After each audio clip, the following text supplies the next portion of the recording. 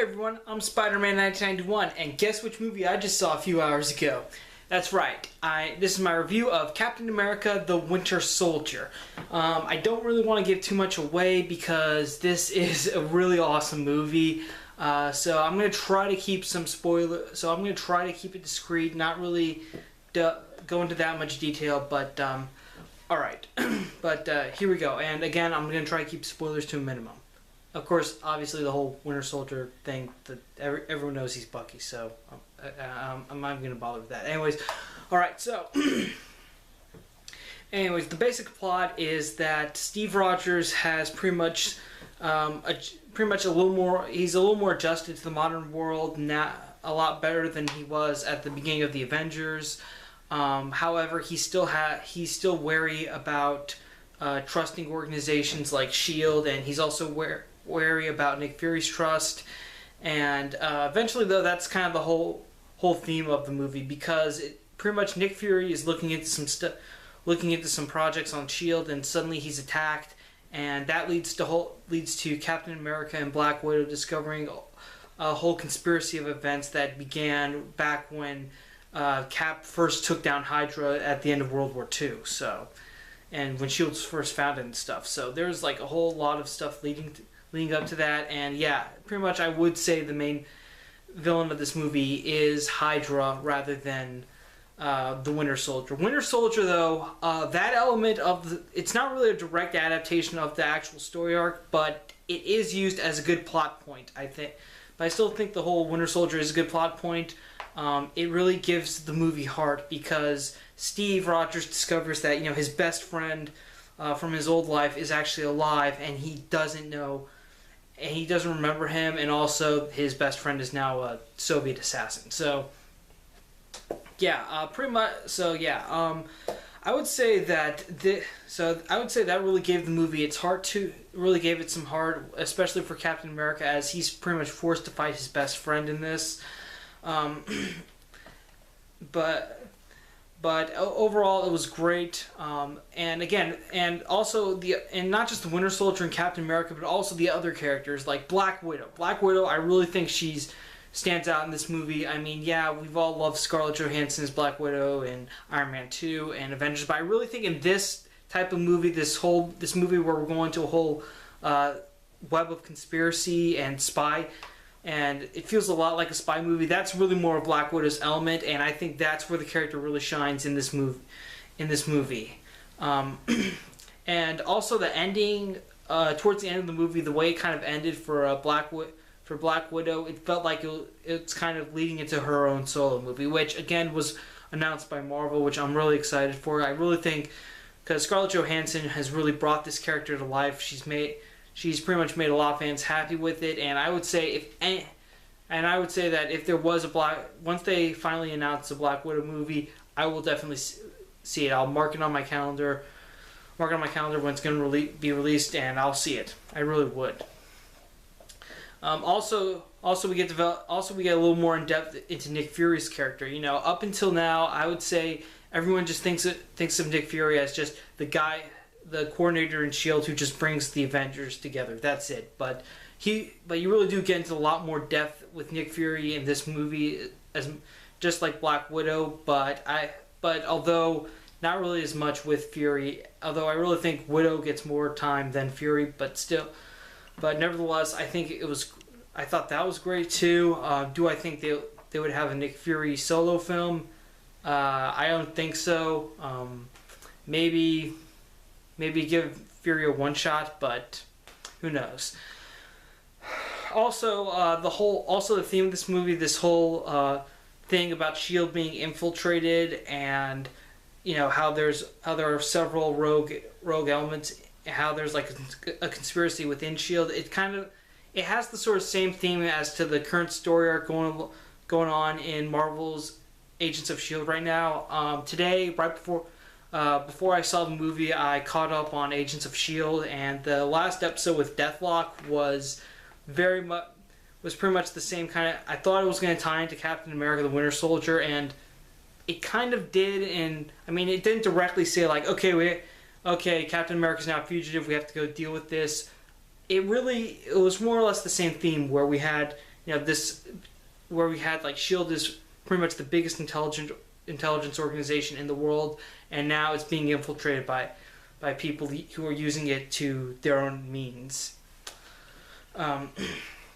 So yeah, plot-wise, I think the movie was great, very nice. Now for the characters and the cast.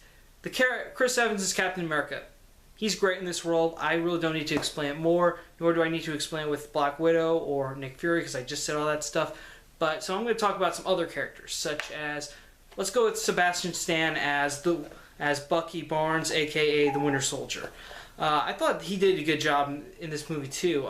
At first, he did a good job in all the fight scenes, although I think it may have been stunt double. I wasn't double checking or anything, but I thought he was great in it, especially when the scenes when Bucky's starting to remember, but then Hydra's just like pretty much just wipes his mind after that, and then when he's almost dying and he's beating up Captain America near to death after Captain America just basically surrenders, saying I'm not going to fight you, and like right at that moment when he finally realizes that this is really Steve, his friend, and that was a brilliant scene and something very great, really great. So Sebastian Stan really gets a check in my book.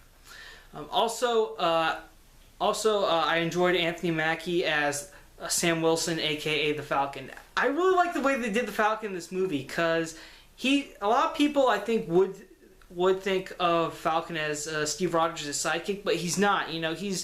I would say he's almost, in this movie, he's almost Captain America's equal. He really is. I mean, he's got his own unique gadget, the jetpack with wings, and Captain America's got a shield, so there's a nice balance between them.